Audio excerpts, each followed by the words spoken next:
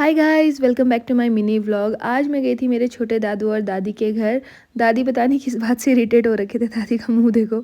फिर मैंने दादी को प्रणाम किया। उसके बाद हमने बहुत सी बातें की। फिर जब तक मेरी दादी और छोटी दादी बातें कर रहे थे, मैं चली गई दादी के छोटू से डॉगी से मिलने के लिए, जिसे दादी ने अभी अभी अडॉप्ट किया था।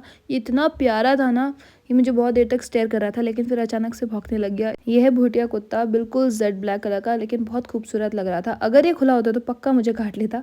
तब तक दादी और दादू ने खाना भी लगा दिया था। मैं तो ब्रेकफास्ट करके आई थी, पर दादी ने नहीं खाया था, तो दादी खा रहे थे। तब तक मैं चली गई अम्मा के गार्डन से माल्टा तोड़ने, क्योंकि हमारे तो थोड़े बहुत बचे हैं, वो भी चिड़िया ने खा रखे हैं। सो मैंने थोड़े से नारंगी भी तोड़ी, और इतने छोटे और क्यूट थे ना। तब तक दादी ने खाना खा के बदियाव भी मुँह पे लगा लिया था। मैंने इसी को कैप्चर किया। इतने क्यूट लग रहे थे ना खाते हुए। फिर उसके बाद हम घर को जाने लगे, और मुझे रास्ते में मिले क्यूट सी बकरियां। देखो कितना छोटा है, कितने प्यार से मुझे देख रहा था।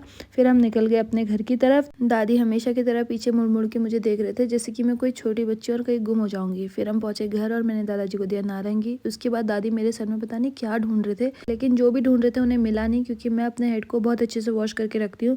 तो हो ही नहीं सकता कि मेरे सर में उन्हें कुछ मिल जाए। लाख कोशिशों के बाद मुझे लगता है दादी गलत जगह ढूंढ रहे थे, वो दादी के ही सर में होगा। फिर उसके बाद दादी ने हम लोग के लिए खाना परोसा, और दादी ने आज बनाया था मस्त दाल भात और सब्जी। आहा क्या टेस्टी हो रहा था। खाना खा के बर्तन धोए, फिर दादी चले गए थे छिलुक तोड़ने, क्योंकि आग जलाने के काम आता है। लेकिन हमारे घर में देखो कितनी सारी लकड़ियों का डंप है, फिर भी दादी जंगलों से लकड़ियाँ इकट्ठा करने चले जाते हैं। इतना मना कर दिया, पता नहीं कब खत्म होंगी ये लकड़ियाँ। ये आने वाले 3-4 सालों की पूरी जुगाड़ रहती है। फिर उसके बाद दादी ने वेस्ट में आग लगाया, और मैंने कितना मना किया, पर मेरी सुनता कौन है। और नहीं नहीं नहीं, यहाँ पे नहीं रुके। उसके बाद दादी मुझे लेके गए नीचे किसी के घर पे गोबर कलेक्ट करने, क्योंकि हमें खाद के लिए चाहिए था, और बारिश का मौसम हो रहा था, तो आप यहाँ से व्यू देख ही सकते हो। फिर दादी गोबर को ऐसे भरे थे जैसे कि इन्हें क्या ही मिल गया हो। और फिर मुझे देखिए चिड़िया, जिसकी इतनी लंबी पूंछ थी, से हम लम्फू कहते थे। और दादी के एक दोस्त भी मुझे मिले, हमने बहुत देर बातें की और उनका हाल पता पूछा। उसके बाद दादी ने गोबर भर चुका था, हम घर के लिए निकल गए थे। और ये तो देखो भाई, दादी ने मेरे सर में भी गोबर की डलिया रख दी थी।